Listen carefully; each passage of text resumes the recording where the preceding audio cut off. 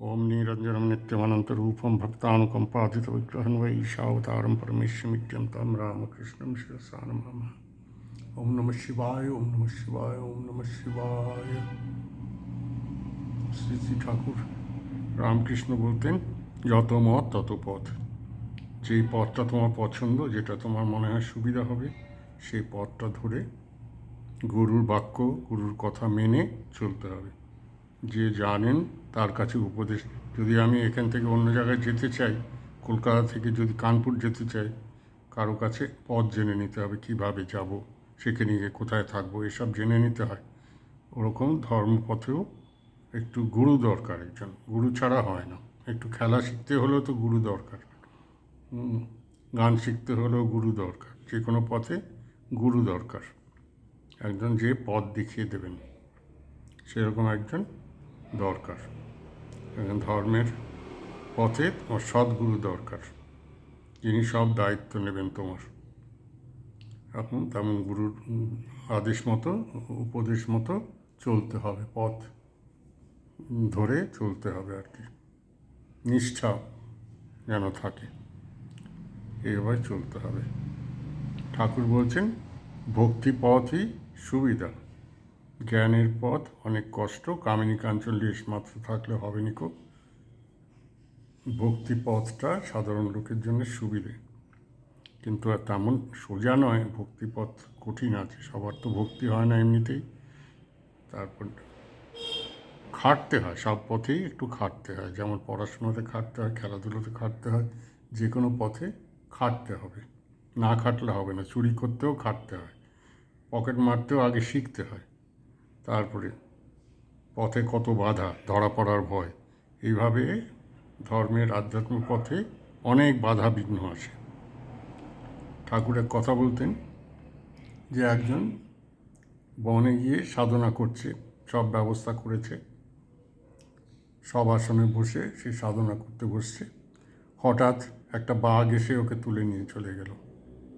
আরেকজন সে বাঘের ভয়ে গাছে উঠেছিল, ভয়তে সে সবই দেখলো। তবে যখন দেখে যে সব গোছানো আছে, এখানে বেশ বসে সাধনা করা যাবে, সেও বসে সাধনা করলো। কিছুক্ষণ পর মা দেখা দিলেন, বলল, তুমি, তোমার সাধনায় আমি তুষ্ট, তুমি কী চাও বলো, বর নাও। তখন লোকটা বললো, আমার একটা প্রশ্ন আছে মা। ওই লোকটা এত কষ্ট করে সাধনা করছে, সব ব্যবস্থা করে বসলো, তার কিছু হলো নি, আর আমি কিছু জানিনি, আমি অজ্ঞান লোক, আমি কিছুই জানি, আমি কোনোদিন সাধনা কিছুই করিনি, কিন্তু আমার কি করে হলো, আমার কি করে তোমার দর্শন পেলাম বলে দাও। তখন মা বললেন, তোমার আগেকার সব জন্মে অনেক করা ছিল তাই, আর ওই অন্য লোকটার এই প্রথমবার, ওর আরও আসতে হবে, করতে হবে। আমাদের তো অনেক জন্মের কথা আছে, যে 84 লক্ষ জন্মের পর মানুষ হয় জন্মে। সেই কথাটা মনে রাখতে হবে, কত ভাগ্যে আমরা মানুষ হয়েছি। সেটা তো সবার মনে থাকে না। আমরা যেন নিজের যেন কিছু দাবি আছে মানুষ হয়েছি বলে, কিন্তু অনেক সুকৃতির ফলে মানুষ হয় কেউ। তারপরে আগে কেউ পোকা ছিল, কেউ কুকুর ছিল, কেউ বিড়াল ছিল। এগুলো গভীর ধ্যানে গেলে এগুলো, যেমন বুদ্ধদেব নিজের আগের পূর্বজন্মের অনেক কথা, ওই জাতকের গল্পগুলো আছে যে সব তার আগের জন্মের কথা বলা আছে, সেরকম আমাদেরও আগের জন্মের কথা জানা যায়। হ্যাঁ, আগে কী ছিলাম সেসব জানা যায়। যাই হোক, সেই মা বললেন যে তোমার অনেক কিছু করা ছিল, তাই তোমার হয়ে গেল। বিজয়কৃষ্ণ গোস্বামী বিখ্যাত সাধক, তিনি ব্রাহ্ম সমাজের আচার্য ছিলেন এক সময়, কিন্তু ওখানে কাজ নিয়েছেন, আর ভালো লাগছে না। তার বংশ হলো অদ্বৈত আচার্যের বংশ, সেই ভক্তের বংশ, চৈতন্যদেবের শিষ্য ছিলেন তিনি। তিনিও নিরাকার চিন্তা করতেন ব্রাহ্মদের মতো, কিন্তু তিনি ভক্তি নিয়ে থাকতেন। চৈতন্যদেবের সাথে নাচতে নাচতে কাপড় টাপড় খুলে যেত, এরকম টাইপের ছিল। ঠাকুরের যেমন হতো নাচতে গিয়ে, করতে গিয়ে।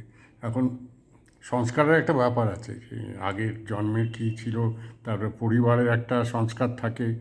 হ্যাঁ, এগুলো তারপরে বিজয়কৃষ্ণ আসলো ঠাকুরকে দেখতে, তখন দেখে ঠাকুরের কথায় মুগ্ধ হচ্ছেন, ঠাকুরের গানে, ঠাকুরের নাচে, সব কিছু দেখে সেও নাচতে শুরু করছে। আস্তে আস্তে টান বাড়ছে। হ্যাঁ, আর ব্রাহ্ম সমাজ ভালো লাগে না, ব্রাহ্ম সমাজে নিরাকার চিন্তা, তারা তো এইসব রস টস মানে না। কেশব সেন যেমন, সেও কৃষ্ণ কৃষ্ণ বলতো, ব্রাহ্ম হয়েও সেই কৃষ্ণ কৃষ্ণ করতো। আর মূলে তো ওই একই না, কিন্তু পরে এইসব অন্য ধর্ম, ঠাকুর বলছেন যে ধর্ম অনেক আসবে, অনেক ধর্ম যাবে, কিন্তু একমাত্র সনাতন ধর্মেই থাকবে। ধর্ম সব থাকবে না, সব অনেক কত ধর্ম আসবে আর কত যাবে, এই কথা ঠাকুর বলেছেন। হ্যাঁ, যাই হোক, বিজয়কৃষ্ণ গোস্বামী তখন এসেছেন।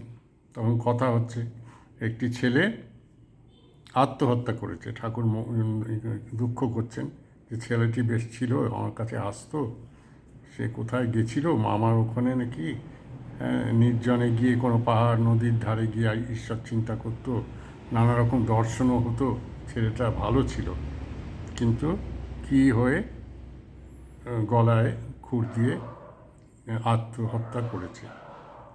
আবার বলছেন, যদি ঈশ্বর লাভ হয়ে থাকে আত্মহত্যা করলে দোষ নেই, কিন্তু অন্য এমনি লোক যদি আত্মহত্যা করে তার দোষ হয়, তাকে আবার ঘুরে আসতে হয়, শাস্তি পেতে, আবার সংসারে বাকি যা ভোগ করার আছে ওসব করতে হবে। আত্মহত্যা করে যে ছুটি পেয়ে যাবে তা নয়, অত সোজা নয়। চাকরি যত, হাসপাতালে যদি ভর্তি হয়েছো, তাহলে যতদিন না তোমার চিকিৎসা, তুমি সুস্থ হয়ে উঠছো, ডাক্তাররা ছাড়বে নিকো। ওইভাবেই পৃথিবীতে আসা, নিজের কর্ম করতে হবে, নিষ্কামভাবে করতে পারলে ভালো, নইলে ফল ভোগ করতে হবে, সেই ফল চলবে জন্মের পর জন্ম, যতদিন না তোমার শোধ হচ্ছে।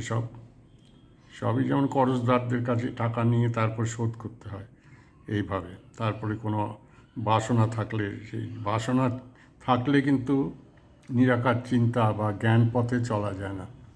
বাসনা থাকলে, এক ফোঁটা বাসনা থাকলে হবে নিকো। ওই জন্যই বলছেন, ভক্তি লাভ করো, আর যত বাসনা কামনা সবই ঈশ্বরের দিকে ঘুরিয়ে দাও, টানটা যাতে ওদিকে, বাসনা বিষয় চিন্তা।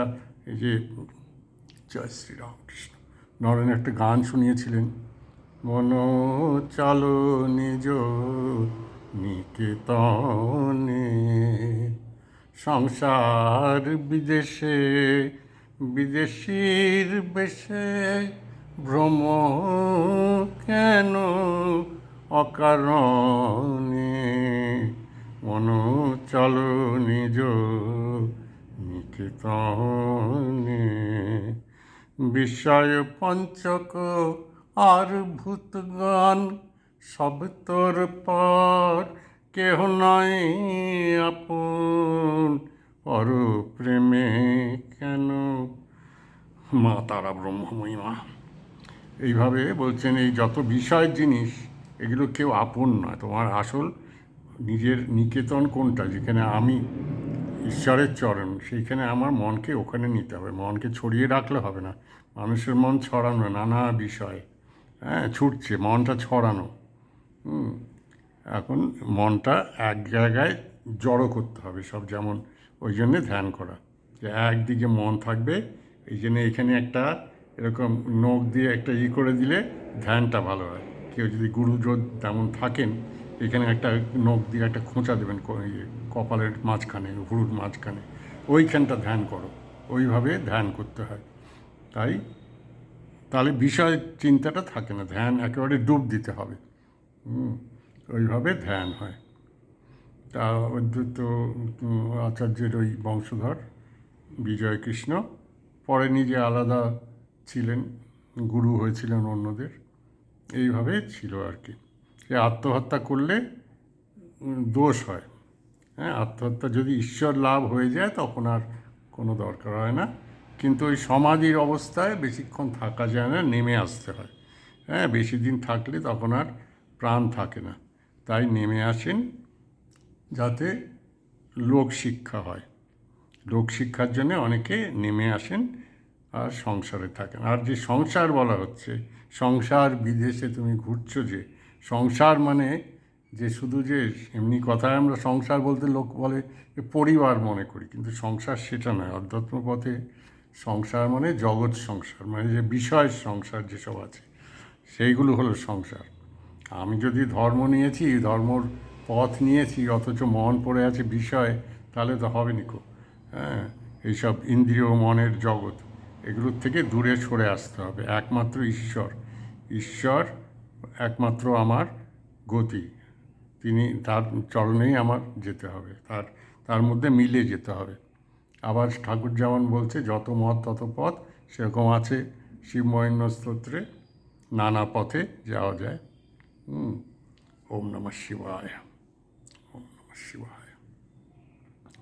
अनिशो वाकुर्याद्भुवन जननैक परिकरो यतो मंदास्तं प्रत्यमरवर संशेरते मे त्रयी सांख्यम योग पशुपतिमतं वैष्णवमिति प्रभिन्ने प्रस्थाने परमिदमदपथ्यमिति च रुचीनां वैचित्र्यधृकुटिल नानापथजुषां नीनामेको गम्यस्त्वमसि पयसामर्णव एव।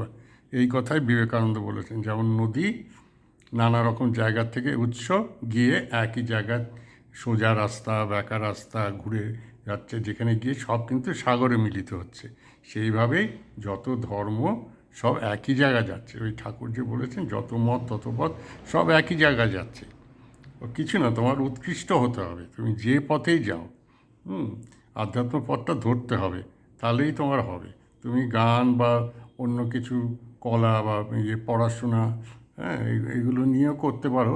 একেবারে তুঙ্গে উঠতে হবে তোমার, তুঙ্গে উঠলে আনন্দ পাবে। কিন্তু এগুলো বৈষয়িক ব্যাপার, তার থেকে ঊর্ধ্বে উঠতে হবে তোমার। কারণ আমার মগজের থেকে আমার হৃদয় যেতে হবে। মগজে তো একটা পর্যন্ত যাওয়া যায়, তার বেশি তো যাওয়া যায় না। আর হৃদয়ে যত ভালোবাসা, এসব হলো হৃদয়ের ব্যাপার। আধ্যাত্ম হলো হৃদয়ের ব্যাপার। মাথা দিয়ে মগজ দিয়ে ঈশ্বরকে বোঝাও যায় না, ঈশ্বরকে পাওয়াও যায় না। ওই জন্যে ধর্মশাস্ত্র পড়া, শ্লোক পড়ানো, এগুলোতে কিছু হয় না। শুধু নিষ্ঠা আর নিজে যাতে শুদ্ধ থাকি, সেই শুদ্ধ ভাবটা দরকার। একেবারে নিজে যখন নিজেকে শুদ্ধ মনে করব, আমরা যদি কিছু দোষ করে থাকি আমরা নিজেই জানি, কেউ জানুক আর না জানুক, আমরা লুকিয়ে হয়তো করেছি, কিন্তু নিজে আমরা জানি, হ্যাঁ, ভিতরে, যে আমি ভুল করেছি, আমি দোষ করেছি। এইটাই হলো ঈশ্বর সবসময় আমাদের দেখছেন। ছোটোবেলার থেকে শিখেছি যে যা যা করছো সবই কিন্তু ঈশ্বর দেখছেন, সেইটা থাকতে হবে। সেই অভ্যেসটা ছোটো থেকে করলে ভালো, যে আমি যা করছি, যেই পথে যাচ্ছি, কিছু ভুল যাতে না হয়, সবই কিন্তু ঈশ্বর দেখতে পাচ্ছেন। কিন্তু অন্যদের মতো নয়। খ্রিস্টান যেমন থাকতো, আমরা ছোটোবেলায় শুনতাম খ্রিস্টান বাচ্চারা এরকম কেউ কিছু করলে, আরে করিস না, পাপ চড়বে, কিন্তু এইভাবে বলতো ওরা, পাপ চড়বে। হ্যাঁ, ঠাকুর এই খ্রিস্টানদের কথা শুনে বলতো এরা খালি পাপ পাপ করে, যে পাপ পাপ করে সেই শালায় পাপই হয়ে যায়, এরকমভাবে বলতো। আমি কেন পাপী হব? আমি ঈশ্বরের নাম করছি, তার চিন্তা করছি, আমি পাপী কেন হতে যাব? হ্যাঁ, আমি পাপী নই। এই বিশ্বাসটা থাকতে হবে। ঈশ্বরে বিশ্বাস আর তারপর ভক্তি, এই দুটো থাকতেই হবে, তাহলেই হয়ে যাবে। জয় গুরু, জয় গুরু, জয় গুরু, জয় গুরু।